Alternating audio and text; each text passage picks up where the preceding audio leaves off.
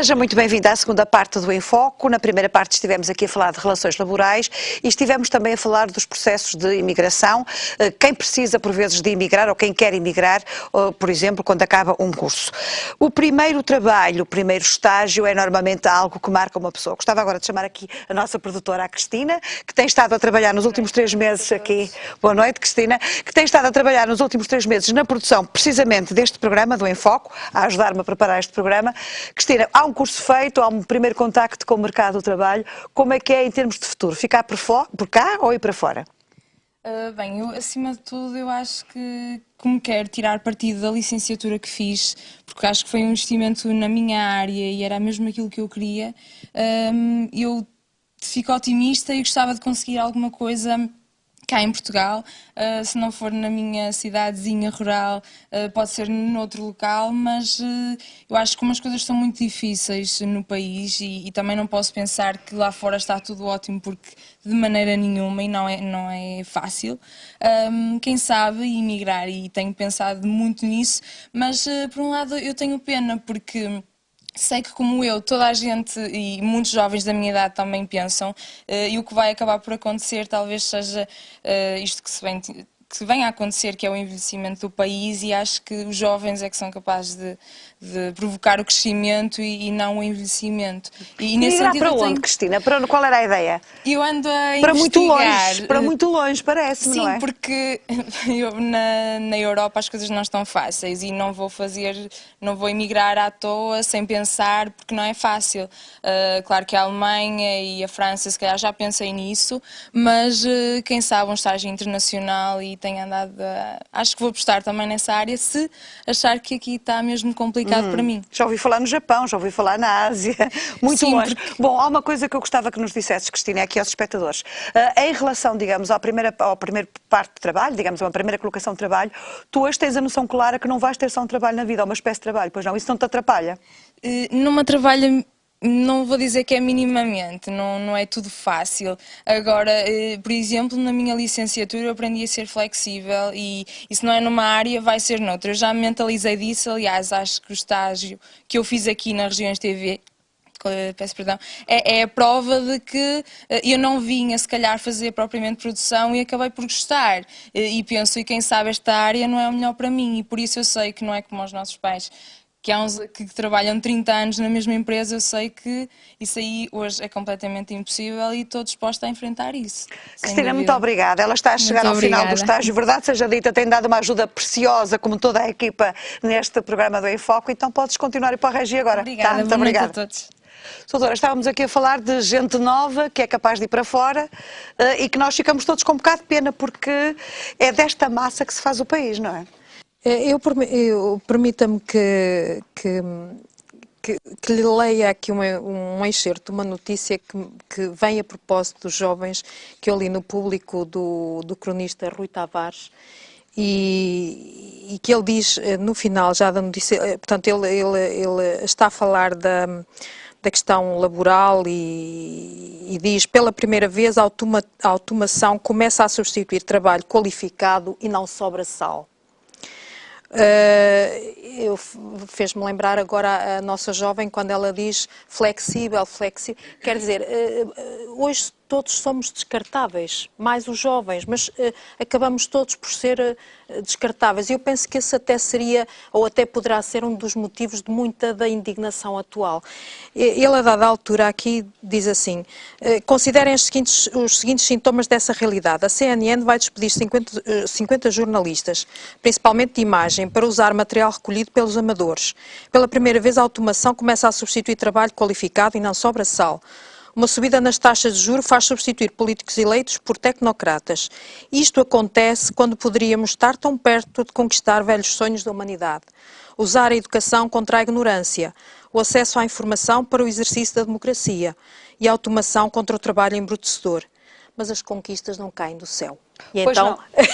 Pois não, professor talvez Moraes. este jovem. E hoje a alta finança muda mais depressa um presidente, um primeiro-ministro, do que uma eleição. E estávamos aqui perto, peço desculpa da quase da inconfidência, estávamos aqui a falar durante o intervalo da questão de qual é a situação, por exemplo, do nosso Primeiro-Ministro, quem está com ele, quem está contra ele, e às vezes é dentro dos próprios partidos, porque há aqui um jogo de interesses muito grande, que eu gostava que o senhor, com a voz sempre clara que tem sempre estas coisas, enfim, demonstrasse um bocadinho o que é que se está aqui a passar, afinal. Quem é que está com Passos Coelho? Quem é que está contra Passos Coelho? Nós temos um problema hoje que não tem a ver com Passos Coelho, tem a ver com a estrutura de poder em Portugal. E eu recordo, nós tivemos uma greve geral esta semana, que foi, se me permitem voltar um pouco atrás, foi substancialmente diferente da greve de há um ano atrás.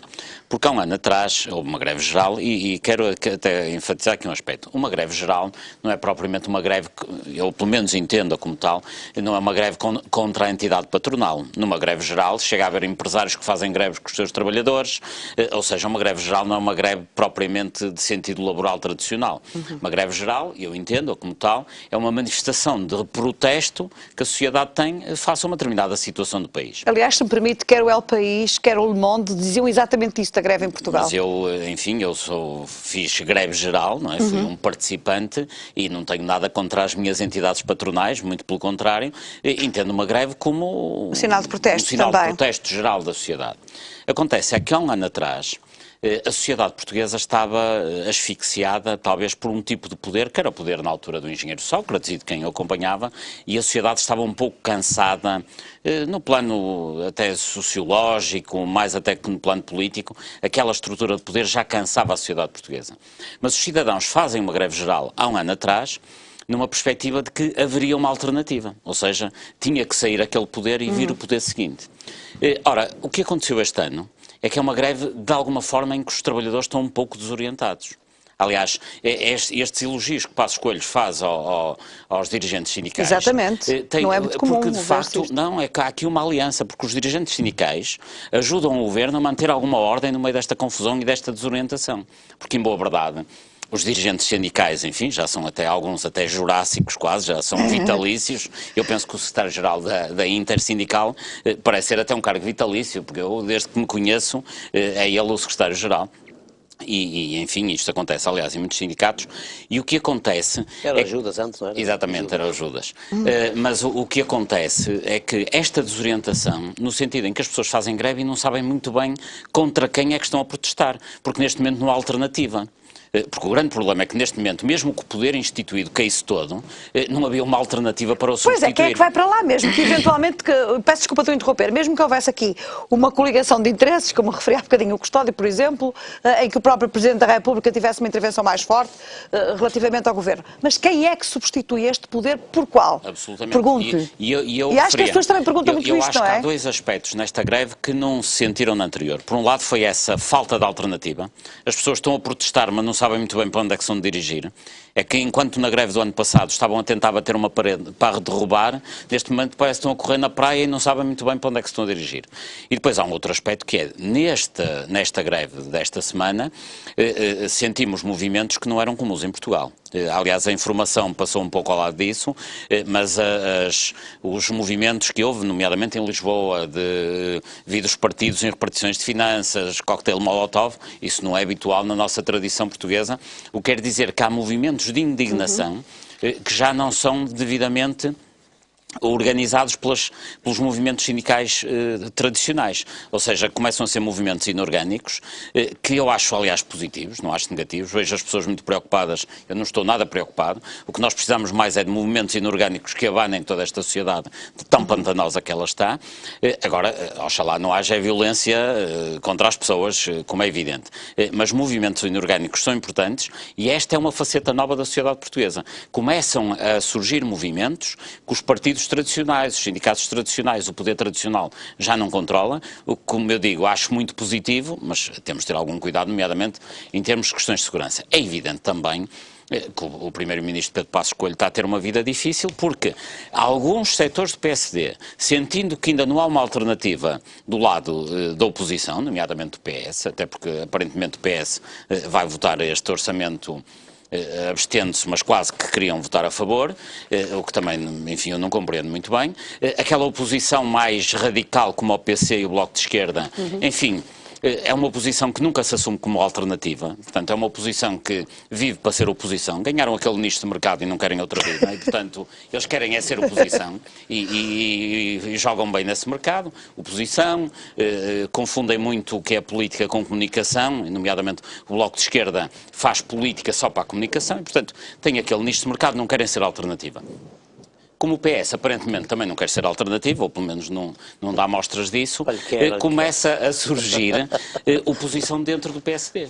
E aqueles setores, nomeadamente mais ligados ao Cavaco Silva e ao cavaquismo, não direi aquele cavaquismo Dias Loureiro e Duarte Lima, uma vez que esse está afastado. Sim, pois, esses estão um bocadinho afastados, não é? Nesta altura, exatamente, não deve haver grande problema por aí. E esses estão claro, noutras atividades, certo. mas aquele cavaquismo mais Ferreira Leite e outros que tais, veem que podem ter aqui uma oportunidade se a vida for difícil. Deixe-me perguntar pelo nicho de mercado do Partido Socialista. Fernando Jesus, que nicho de mercado é este que fala aqui o professor Paulo Moraes e, de facto, que oposição é esta que anuncia uma abstenção com tanto tempo? Sabe o que é que me fez lembrar? Fez-me lembrar, às vezes, faz-me lembrar um pouco aquela moção de censura do Bloco de Esquerda que ninguém percebe muito bem como é que é e que se anuncia com tanto tempo de antecedência. Não terá sido assim um bocadinho estranho? Deixa-me só dizer uma frase, peço desculpa de interromper. O que António José Seguro está a fazer é embarcar naquele sentido português de rebanho em que vão todos no sentido de responsabilidade. Foi o sentido de responsabilidade que levou Ferreira Leite a votar um orçamento de Sócrates, foi o sentido de responsabilidade que levou Passos Coelho a votar um orçamento de Sócrates, e este sentido de responsabilidade trouxe-nos até esta situação de tanta irresponsabilidade. E António José Seguro, perante isto, parece que vai pelo mesmo caminho também do sentido de responsabilidade, que é ir no rebanho, o que acho que é negativo, não é? Mas peço desculpa. Eu, com todo gosto, respondo a essa pergunta e era importante até, dado o que o Paulo Moraes introduziu aqui essa questão, tinha que ser mesmo aqui debatida, porque eu não estou ainda nada de acordo com aquilo que ele disse. Se os senhores estivessem todos de acordo, este programa era um grande aborrecimento. Era mau sinal. Claro. Mas não é verdade, até porque é facilmente demonstrável. O PS contudo, como aqui já foi dito, um partido conhecido na sociedade portuguesa, um partido do arco de poder, largou o poder há 5 meses, em junho, depois de ter negociado com a Troika a ajuda financeira a Portugal, no valor a que estamos contratualizados e que este governo também tem que cumprir agora, tem que executar. Portanto, é um partido responsável. Coisa diferente temos que dizer do PSD, que já agora, já que falamos do PSD, e portanto aqui não há rebanho, aqui pode haver mais rebanhos, mas um rebanho tudo para um lado não é bem verdade. Eu já vou demonstrar. Eu recordo que ano passado, nesta altura, estamos aqui numa grande celeuma polémica social, com os partidos a torrear-se uns contra os outros, nomeadamente o PSD, a agir e o PS a querer aprovar o PEC 4, por exemplo, e o PSD a dizer ninho, não, talvez, amanhã, vamos ver, com todos, desde o Presidente da República, toda a gente a puxar o Dom Barroso, toda a fazer o apelo ao nacional, aos altos interesses do país, não sei o quê, porque o PEC 4 estava negociado na União Europeia e o PSD, com aquele afã de ir a eleições, porque sentia que podia ganhar as eleições, como ganhou, dizendo aliás o contrário daquilo que está a fazer, claramente o contrário. Fernando Jesus, eu tenho o meu respeito e a minha consideração por si, mas o PEC 4 já foi quase há um ano. Não foi, neste país é uma coisa e nesta Europa, não é? Foi o PEC 4 que nos boas eleições que deu origem a que estejamos a cumprir o PEC 4, ao fim e ao cabo. Porque o PEC 4 não, peço desculpa, que no PEC 4 não se previa que se cortassem subsídios de Natal e férias. Até havia quem dissesse que isso era um grande disparate. Claro, o PEC 4 não tinha lá os 2 subsídios de férias, de Natal e de férias aos pensionistas e aos reformados. Não tinha, que é uma grande diferença, já agora. Pois claro que não. Mas no essencial, tirando estas 2 medidas que são gravíssimas para os trabalhadores da função pública, que julgo que estão muito na origem desta crise social que estamos a viver, porque realmente não é indiferente para um casal que estejam os 2 a trabalhar, por exemplo, um seja um professor e outro enfermeiro, ou um trabalho na GNR, os 2 ficarem sem 4 salários ao fim do ano. São 4, são 2 subsídios de férias e 2 subsídios de Natal. São 4 salários que para mais ou menos todas as famílias têm alguém que passa por essas coisas. Portanto, isto revela aqui uma insensibilidade social, quando afinal até havia folgas. Eu, se tivesse aqui mais algum tempo, eu queria mostrar aqui algumas contas que nós fizemos. O PS, Fernando Jesus, por favor, mostra aqui, mostra a Assembleia da República, a ver se descobrem que é mesmo folgas. Não, estamos aqui num canal de televisão e é importante que as pessoas que estão em com casa nos acompanhem e que vejam aqui as diferenças. Nós apontamos outro caminho. Aliás, o Estado-Geral, António José Seguro, disse, este não é o nosso caminho, este não é o meu caminho. Agora, e me demonstrou isto, já demonstrando, tenho aqui, eu acho que vou-lhe pedir se virar ali para a câmara do meu colega, para o Rodolfo, pronto, acho que para ali talvez a coisa se consiga apanhar melhor. Este mapa demonstra aqui claramente que há aqui uma folga só nos agregados das contas de 2011, 921 mil milhões de euros, 921 milhões de euros, que dava precisamente para suprimir aqui, poupar aqui os responsáveis públicos a um subsídio. Está aqui demonstrado com este quadro, que está aqui a explicar, muito bem, se tiver tempo, não tenho muito gosto de explicar cada um.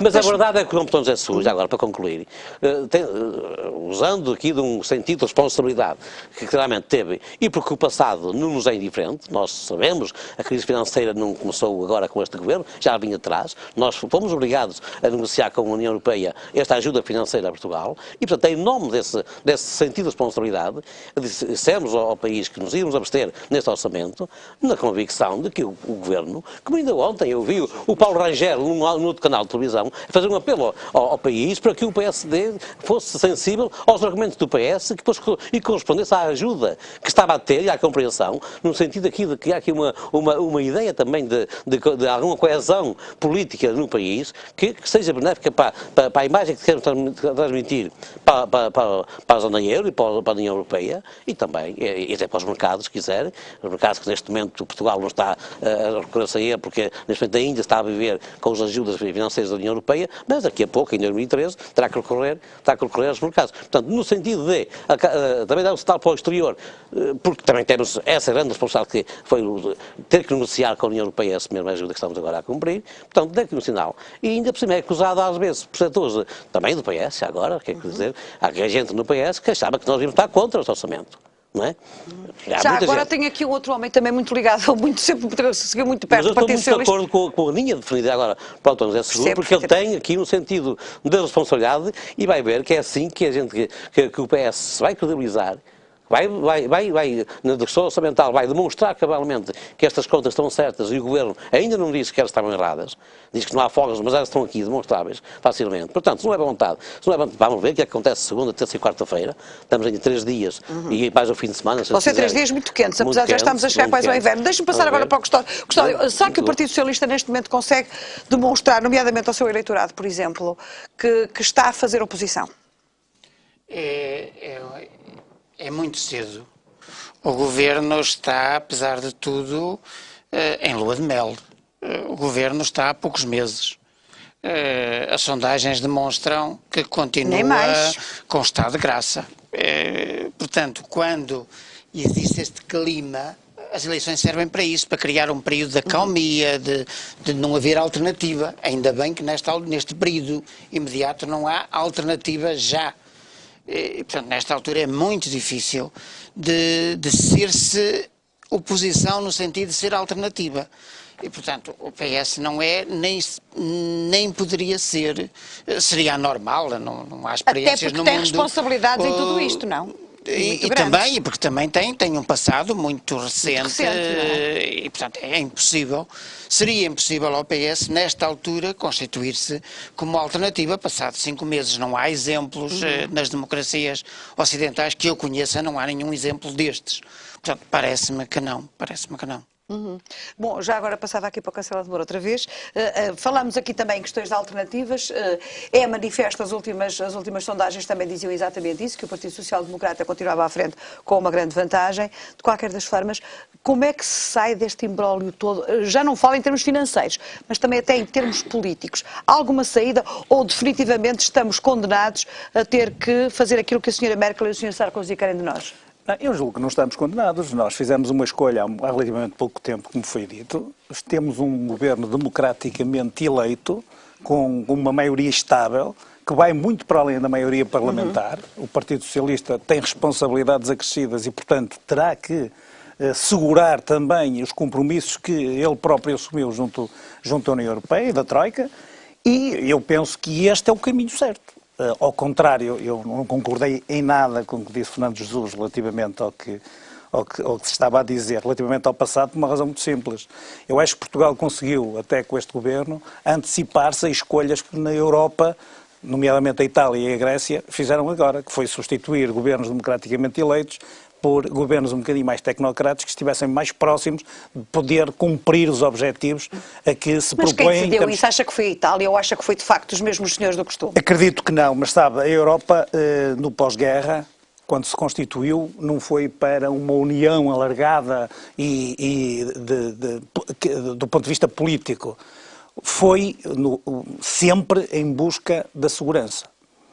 Até o desmembramento da União Soviética, os europeus tentaram, foi segurança política, económica, social, estarem unidos o mais possível para garantir isto. E repare a contradição. Os próprios países comunistas passaram de um velho regime para a democracia capitalista, eu refiro-me aos países da Europa Central, com normas técnicas criadas pela própria União Europeia. Portanto, nem tudo de mau vem dos tecnocratas. É verdade que as pessoas vêm em primeiro lugar, mas é verdade também que em situações de crise emergem os tecnocratas para darem a tal segurança de que os cidadãos sempre almejam. Vendo-se as ruas de Madrid, de Atenas, e inclusivamente em Roma, pejadas de gente numa ira e cheia de violência, os cidadãos a primeira coisa que pensam é onde é que está a nossa segurança.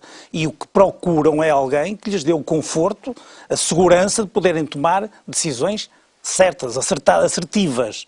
E aquilo que nós estamos a ver, infelizmente, é uma grande falta de fé no sistema democrático. É verdade, por exemplo, como nós às vezes aqui em Portugal, por muitos exercícios e reflexões que façamos, eu lembro que houve um concurso na RTP dos grandes portugueses que escolheu como primeiro portanto, o nosso Presidente do Conselho, o Salazar. As pessoas ficaram alarmadíssimas, mas eu gostava de dizer que isto é um fenómeno que é transversal à própria Europa.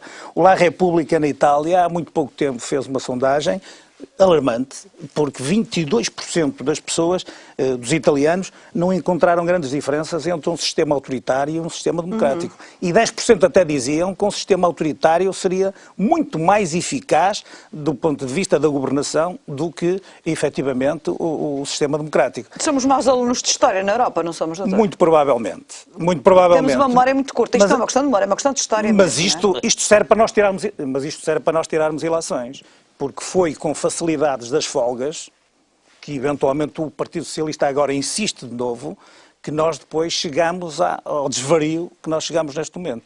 Porque isto já não vai com folgas. Eu peço desculpa, só quero terminar. Eu não quero interromper, mas é que cumprir o está deixe-me só, com a Troika, não é preciso mais além do que isso. Deixe-me só dizer-lhe o seguinte, dizer-lhe o seguinte, é que esta questão das folgas e das almofadas levou-nos, por exemplo, vou dar 2 ou 3 exemplos. O governo Guterres, e como sabem, a governação do nosso primeiro-ministro António Guterres também não acabou bem, foi a que criou as presidências de junta a tempo inteiro, as empresas municipais, a polícia municipal, que bem vistas as coisas, nesta altura, estamos a ver quantos milhões de gastos. Olha, com o Fernando Jesus se lembra das finanças públicas. Também. Não, nós estamos a falar de coisas completamente diferentes. Estou-lhe a dizer que este tipo de rigor, de facto, tem que ser visto com alguma imparcialidade. E, na minha modesta opinião, penso que o governo do PSD, e muito bem, o Primeiro-Ministro disse que não ia ter no governo uma extensão da Comissão Política do PSD, e aquilo que temos visto é gente qualificada, que não precisa de lugar, que tem profissão e que está a tomar em consciência as melhores medidas que o país estava obrigado a tomar. Porque a questão que se coloca é... Deixe-me só um minuto para o professor Paulo Moraes, porque estamos mesmo a chegar ao final da primeira parte. Apelando ao seu sentido de reflexão histórica, quero lembrar que os membros do atual governo sabem muito de história. Então o atual Ministro das Finanças sabe muito de história e sabe que o último Ministro das Finanças que pôs as contas em ordem e pôs os portugueses pobres, chegou a Primeiro-Ministro, chamava-se Dr. Salazar.